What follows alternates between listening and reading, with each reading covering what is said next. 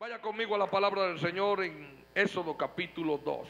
Éxodo capítulo 2, verso 1. Le bendigo de una manera especial. Gracias por apoyar esta campaña. Sé que no vas a salir igual de este lugar. Dios tiene algo sobrenatural con usted. Pastor, ministro, evangelista, diácono, ungido, servidor. Dios tiene algo muy poderoso para usted. Amén. Gloria al Señor. Hoy será una noche maravillosa. Aleluya. Tu fe va a determinar qué tan grande será tu bendición. Así que si activa tu fe en el día de hoy, Dios tiene algo muy poderoso para todos nosotros. Amén. No podemos salir igual de este lugar. Tenemos un compromiso con Dios. Amén. Gracias, Espíritu Santo. Gracias, Jesús. Dame un toquecito ahí en el micrófono, en los monitores, por favor, y un poquito de brillo. Aleluya. Capítulo 2 del libro de Éxodo. Gríteme amén si ya lo tiene. Hermano, ese amén no empanta ni moquito. Gríteme amén de verdad. Ahí vamos, ahí vamos, ahí vamos. Gloria a Dios. Capítulo 2 del libro de Éxodo. Dice la palabra del Señor en el nombre que es sobre todo nombre. Un varón de la familia de Leví fue y tomó por mujer a una hija de Leví, la que concibió y dio a luz un hijo. Y viéndole que era hermoso, le tuvo escondido por 3 meses. ¿Por cuántos meses? ¿Por cuánto? Pero no pudiendo ocultarle más tiempo, tomó una arquilla de junco y la calefateó con asfalto y brea, y colocó en ella al niño y lo puso en un carrizal a la orilla del río. Y una hermana suya se puso a lo lejos para ver lo que le acontecía.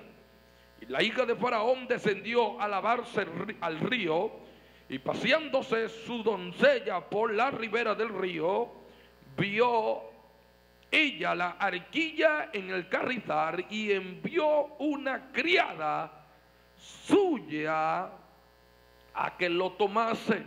Y cuando la abrió, vio al niño, y he aquí que el niño lloraba.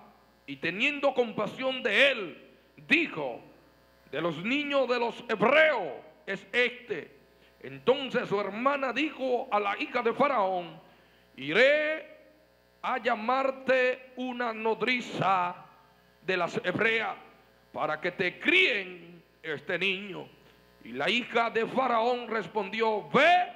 Entonces fue la doncella y llamó a la madre del niño, a la cual dijo a la hija de Faraón: llévate a este niño y críamelo, y yo te lo pagaré. Y la mujer tomó al niño y lo crió. Gracias, Señor, por esta tu palabra.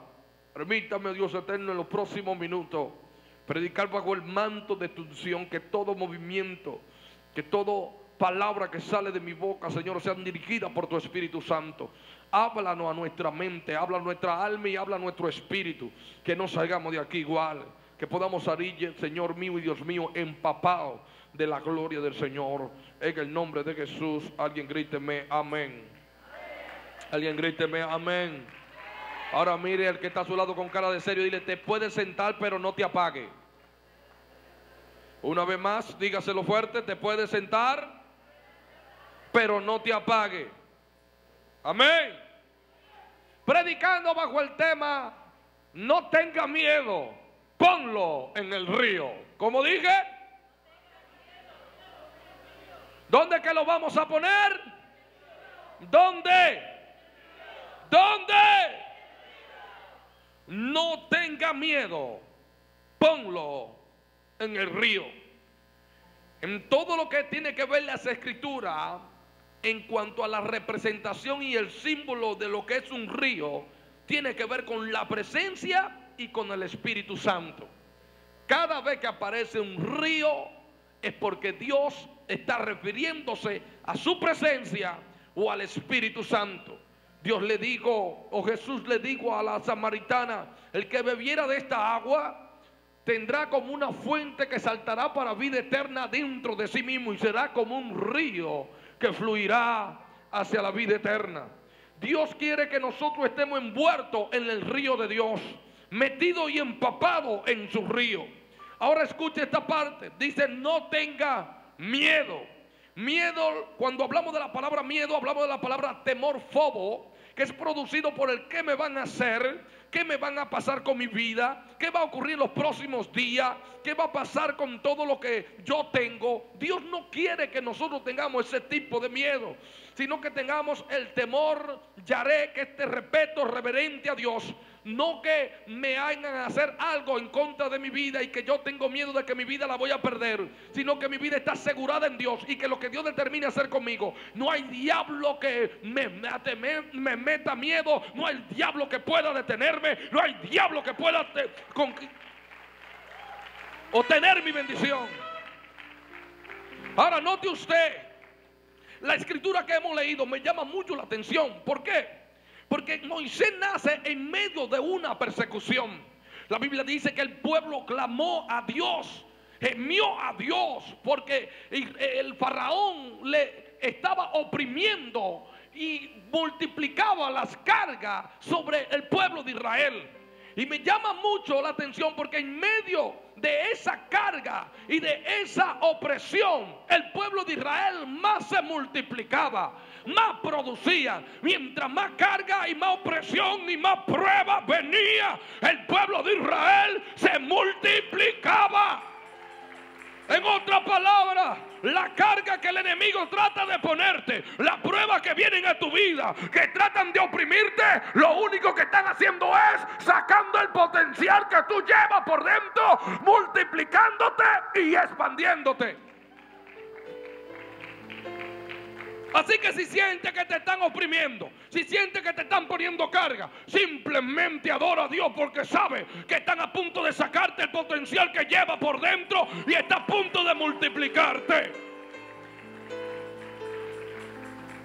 Y Faraón oprimía a aquel pueblo, el pueblo de Dios.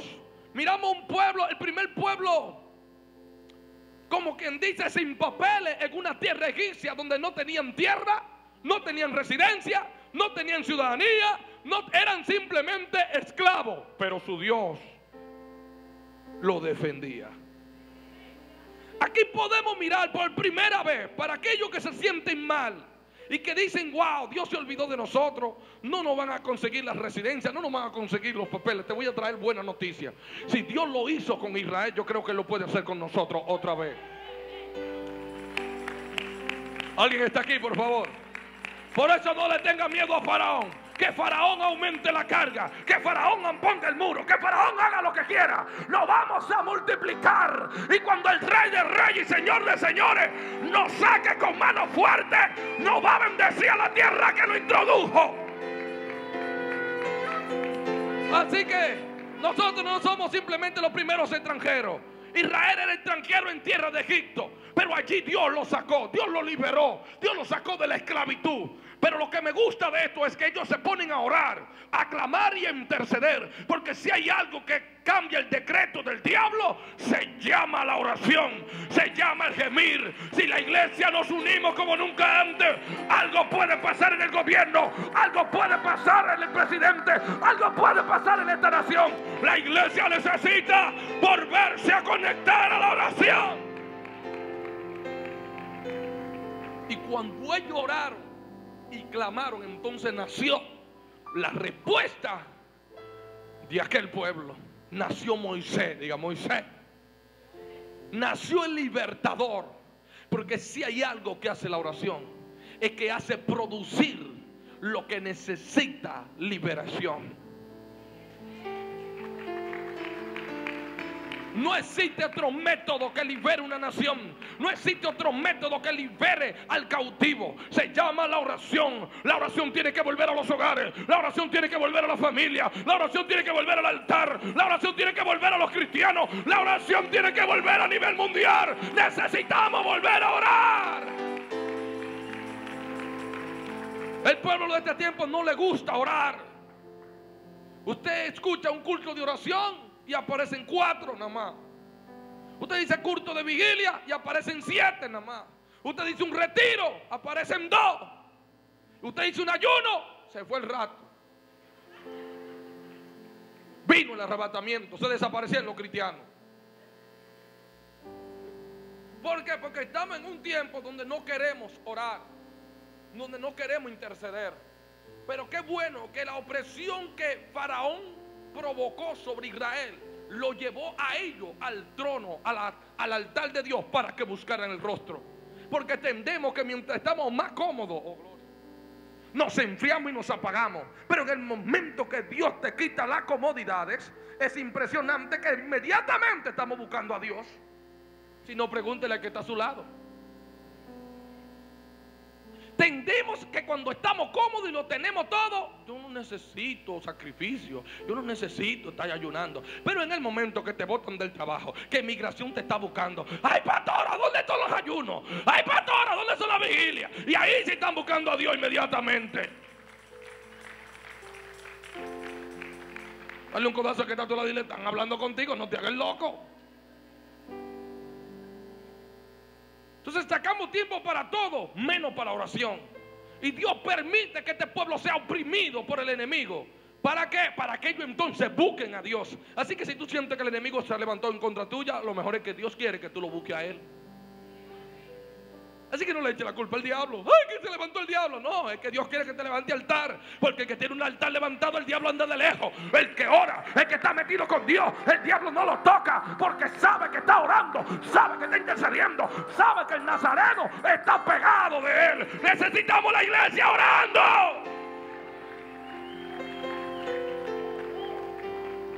Por eso usted ve cristianos secos como rabos de yuca, secos como una tortilla. No, usted ha visto las tortillas que se pasan de cocinada, que se queman casi y se quedan tiesas así. Así hay muchos creyentes. ¿Por qué? Por la falta de oración, por la falta de búsqueda.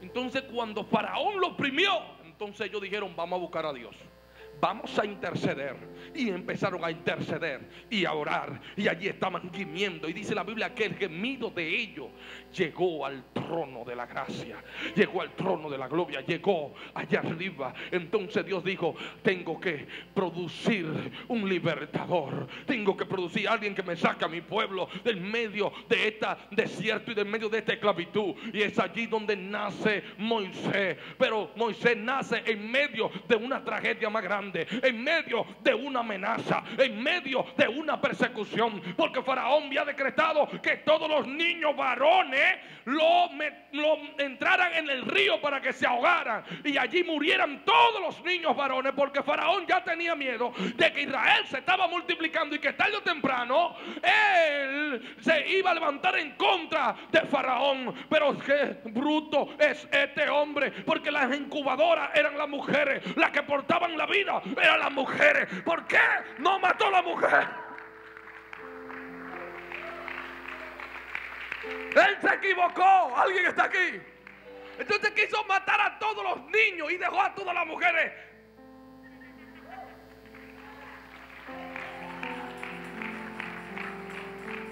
Y es lo mismo que hoy ocurre dentro de la iglesia. El enemigo está matando el ministerio de los hombres y no aparecen hombres. Por eso es que esto está lleno tanto de mujeres. ¿Por qué? Porque los hombres no están tomando la responsabilidad. Oh, ya se fueron los amén ahí. Necesitamos hombres que vuelvan a activarse en el ministerio. Usted levanta un clamor y las mujeres son las que están guerreando, tirando patadas, greñándose con el diablo. Diablo, quítate de ahí, quita la mano sucia. Y el hombre,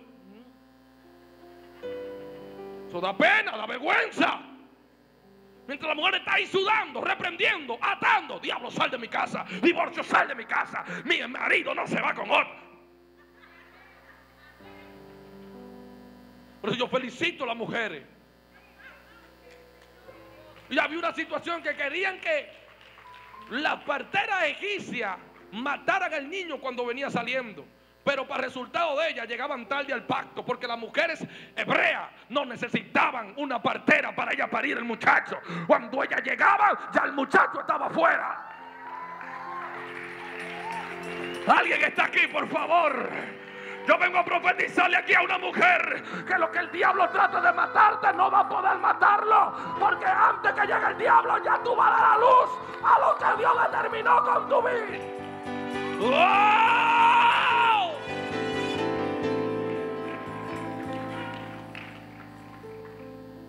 llegaban y le preguntaban a Faraón. Faraón preguntaba: ¿qué es lo que está pasando? Que los niños no están. Es que esas mujeres, antes de que nosotros lleguemos, ya paren el muchacho y ya lo tienen casi criado. Esos muchachos son mexicanos. Esas mujeres son como la de Guatemala, que tiran 3 y 4 muchachos. Cuando uno mira despertar, Dios mío, ¿cuándo fue? A su nombre. Son tremendas. Si te descuidan una abrir y cerrar de ojos, tienen 4 muchachos. ¿Y qué fue? ¿Y cuándo fue? ¿Y la televisión de la casa? ¿Te la quitaron? ¿Alguien me comprende? Y dice la palabra que en medio de esa persecución nació Moisés. Y comenzaron a matar todos los niños. Y había un grito y había un dolor. Y ella, viendo que el niño era hermoso, dijo: lo voy a esconder. Y lo ocultó por ¿cuántos meses? Haga así conmigo. Otra vez. Lo ocultó porque tenía miedo de que le mataran al muchacho. ¿Cuántos de nosotros estamos ocultando el propósito de Dios en nuestra vida? Y lo llevamos oculto ahí por miedo a la amenaza de un faraón. Este niño representaba el ministerio, representaba el liderazgo que Dios estaba a punto de levantar para exhibirlo y hacer que el diablo soltara al pueblo de Israel.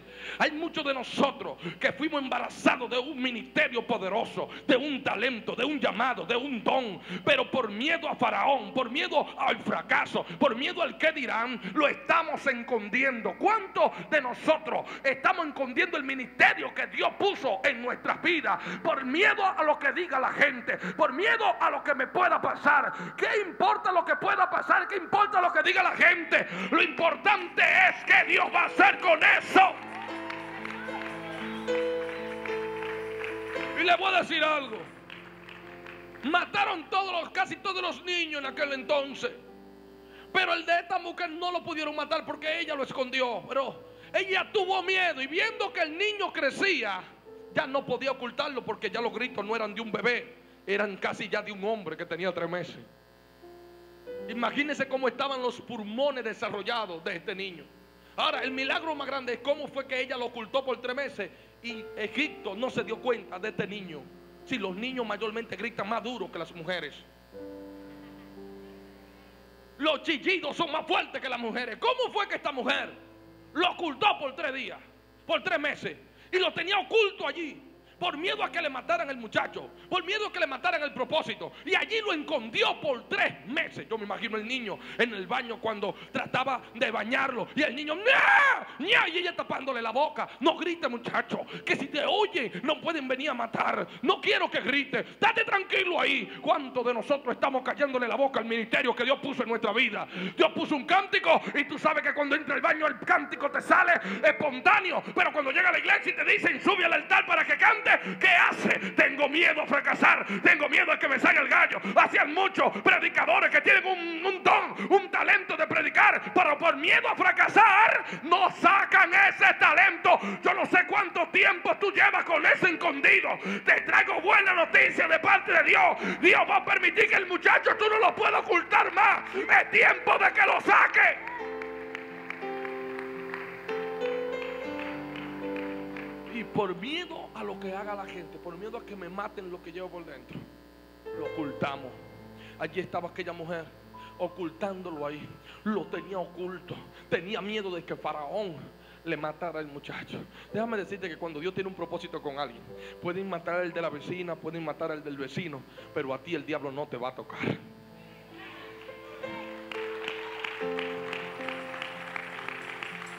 Contigo no va a pasar.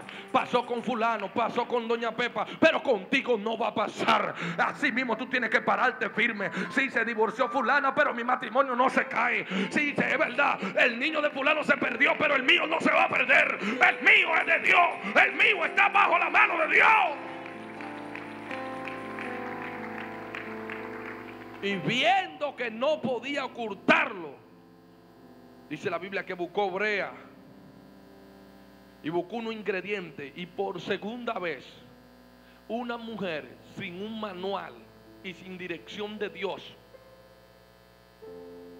le salió la espontaneidad y el carisma de crear algo que flotara en un río. Recuerden que cuando Noé hizo el arca, recibió instrucciones de cómo la iba a hacer. Pero esta mujer no recibió instrucciones de cómo iba a hacer esa arquilla. ¿Qué la llevó a ella a desarrollar ese potencial? El peligro de perder su bebé, el peligro de que le mataran a su niño, la llevó a ella a una creatividad de crear cosas que no pensaba que estaban dentro de ella. Es en el momento del peligro donde más nos desarrollamos para sacar cosas que están dentro de nosotros que no nos damos cuenta. Si Goliat no se levanta, David no sale de pastorear ovejas. Tenía que haber un gigante para que pudiera salir David. Y Dios permite que un gigante se levante para que entonces David, el potencial que él tenía, saliera a flote y lo oculto la gente lo conociera. Entonces Dios permite gigantes, Dios permite esa amenaza, Dios permite cosas en tu vida, pero es para que tú saques la creatividad de hacer cosas que tú antes no hacías. Y allí está aquella mujer con su creatividad creando una canasta que va a hacer que flote encima del agua. Y de una manera extraña lo hizo, sin tener un manual. Tenemos el segundo barco en la historia que está flotando encima de un río. Y no de cualquier río, del río Nilo, donde había más cocodrilos y donde el sol golpeaba fuerte y la corriente era agresiva. Aquella mujer, en medio de su desesperamiento, dice: tengo que crear algo que salve a mi hijo. Lo tengo que crear. Y empezó a crearlo hasta que terminó su canasta. Puso el niño en la canasta. Y lo que más me gusta es que lo puso en el río. Ella hubiera podido dejarlo en la tierra. Ella hubiera podido dejarlo en un patio. No, lo puso en el río. ¿Alguien está listo? ¿Por qué no lo puso en otro lugar? Lo puso en el río, corriendo el peligro de que los cocodrilos se comieran al muchacho, de que el sol quemara al niño o que el niño muriera ahogado. Pero la creatividad que ella creó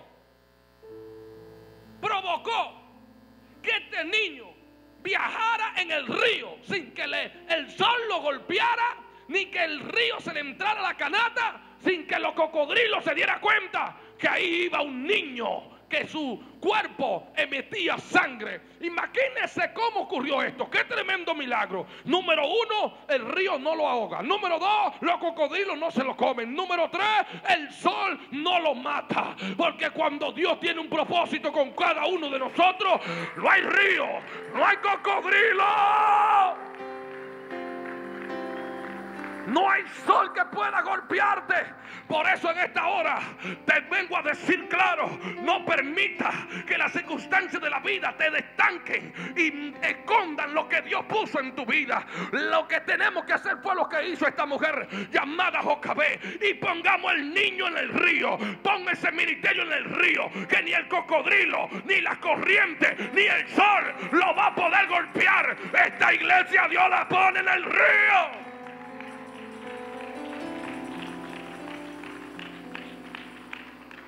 Al ponerlo en el río, se le escapa de su mano. Ahora ella no puede controlar la canasta, sino que la canasta es controlada por el río. Y ella se queda mirando de lejos. ¿Qué me va a pasar al niño? Se va a morir el niño, se va a ahogar el niño. Mientras el río se llevaba a su bebé. Es allí donde nosotros tenemos que aprender a poner todo lo que Dios puso en nuestra vida en el río. Pon tu matrimonio en el río, pon la iglesia en el río, pon el ministerio en el río, pon tus hijos en el río. Ponlo allí, pero ponlo en el río de Dios, que Dios le va a dar dirección, que Dios le va a dar lo que necesita. Dios lo va a llevar a su destino. Todo lo que tú pones en el río ya no es controlado por ti, es controlado por Él. Y esto es lo que Dios quiere como cristianos, que ya no vivamos nosotros, sino que viva Él dentro de nosotros y que seamos gobernados por Él. Cuando ella lo puso en el río, ya ella no podía defender al niño. Quien lo iba a controlar era el río. Si usted se pone en el río, ya no se controla usted, el río lo controla usted. Vamos a ponernos en el río para tener grande efectividad en lo que Dios quiere hacer con nuestra vida. Vamos a ponernos en el río. Yo te garantizo a ti que vas a llegar al destino que Dios quiere llevarte. Ella pensó que había perdido el niño. Lo que no sabía era que ahora el niño estaba en las manos de Dios y que ese niño iba a llegar a un destino donde Dios iba a determinar qué iba a pasar con él. El río se llevó el niño. ¿Y a dónde usted cree que llegó a parar? Ese día, doña hija de Faraón no quiso bañarse en el baño de los palacios. Ella dijo, me voy para el río. Los mismos que querían matar al niño, cuando lo puso en el río, los mismos que estaban persiguiendo al niño, los mismos que querían eliminarlo, cuando ella lo puso en el río, oh gloria, mientras estaba en casa estaba corriendo peligro, mientras estaba en sus manos estaba corriendo peligro, pero cuando lo puso en el río, oh gloria, pero cuando lo puso en el río se lo llevó a su destino. Y los mismos que querían matarlo son los mismos que lo agarran, lo sacan de las aguas, y son los mismos que pagan para financiar el ministerio de Moisés.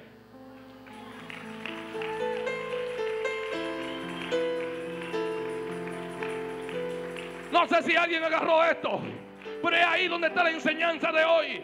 Hagamos lo que hizo Jocabed. Pongámonos en el río y no te preocupes que si lo pusiste en el río de Dios, Dios le va a dar destino. Dios lo va a llevar. Y tú sabes que aún tus propios enemigos Dios va a usar para que tu ministerio sea expandido, para que tu ministerio crezca, para que tu ministerio explote. ¡Ponlo en el río!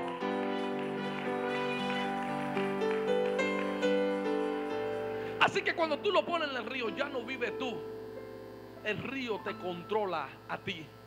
Me llama la atención que cuando Dios le dice a Ezequiel, quiero que te meta al río, pero no te quiero a los tobillos, ni tampoco a la rodilla, ni tampoco a los lomos. ¿Y por qué, Señor? Si ahí está bien, está a mitad del cuerpo adentro. Y el Señor me dice, no, porque todavía puede dominar la mitad del cuerpo de él. Tiene que ir más adentro. Y cuando entra más adentro, llega hasta los hombros. Y Dios le dice, no es hasta los hombros, es adentro del río que te quiero.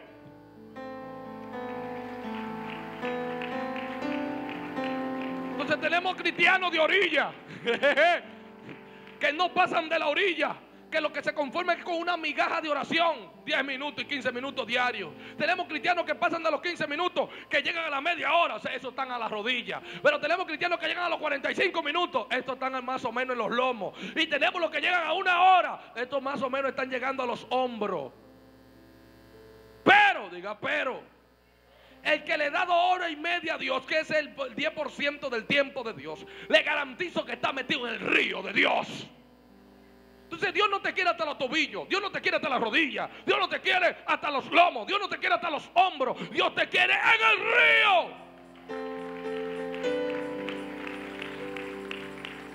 Dios no te quiere a media en este asunto de cristianismo, Dios te quiere adentro. O estás convertido completo o te descarría. Por esos cristianos que están aquí, con un pie adentro y otro afuera, ¿me entro o no me entro? Ni disfrutan adentro ni disfrutan afuera. Y usted ve que cuando van a pecar están asustados, me están viendo. Entonces ni tampoco disfruta el pecado. Alaba ahora. Entonces, ¿para qué rayos yo voy a tener una vida así? ¿Estamos aquí? O tú te metes en este asunto, o terminas de largarte de este asunto. Pero ya no coge el evangelio al relajo. Un día frío, un día fuego, un día gloria, un día apagado.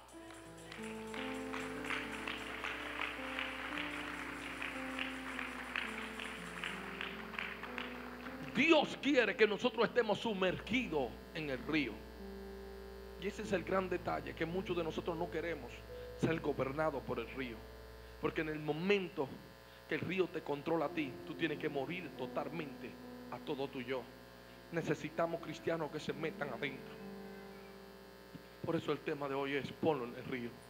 Ponte en el río.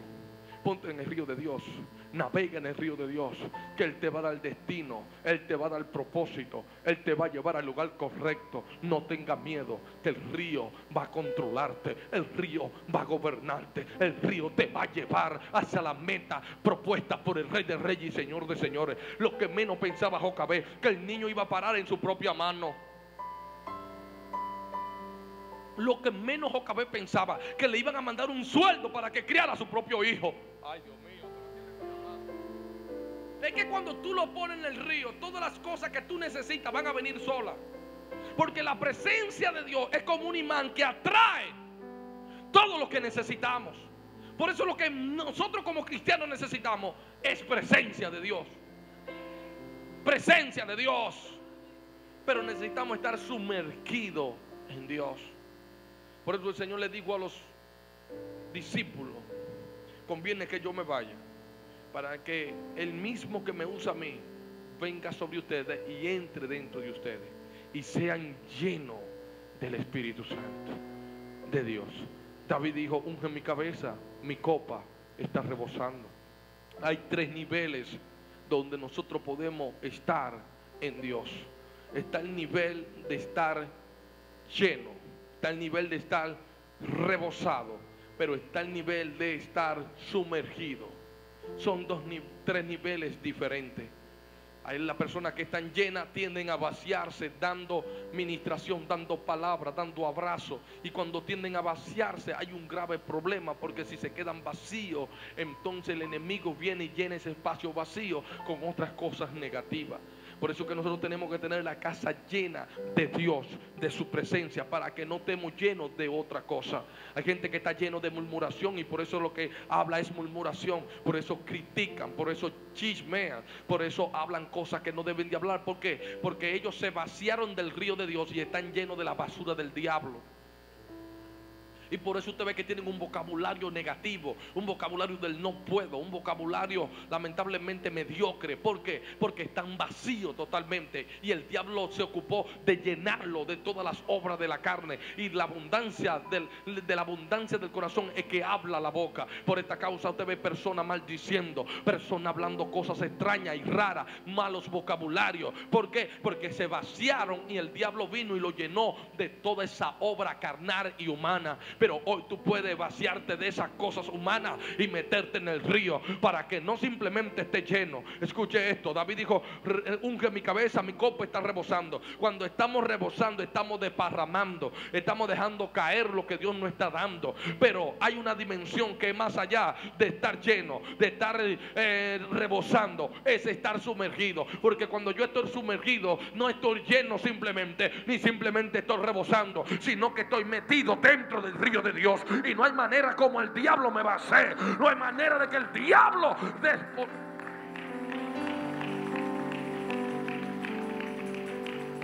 mi pregunta es: ¿cuántos quieren entrar en ese río en los próximos días? Yo no sé usted, pero yo estoy apasionado por Dios. Y esta iglesia entra en el río de Dios. Y esta iglesia será direccionada por el río de Dios. Y lo que tú vas a ver aquí, pastor y pastor, son cosas extraordinarias. Aunque los cocodrilos hayan abierto su boca a la izquierda y a la derecha, este ministerio tiene un destino. Está puesto en el río de Dios. Y no hay diablo, no hay hombre, no hay circunstancias que puedan detenerlo. Este río está fluyendo como río de agua viva. Y lo que vamos a ver es gloria.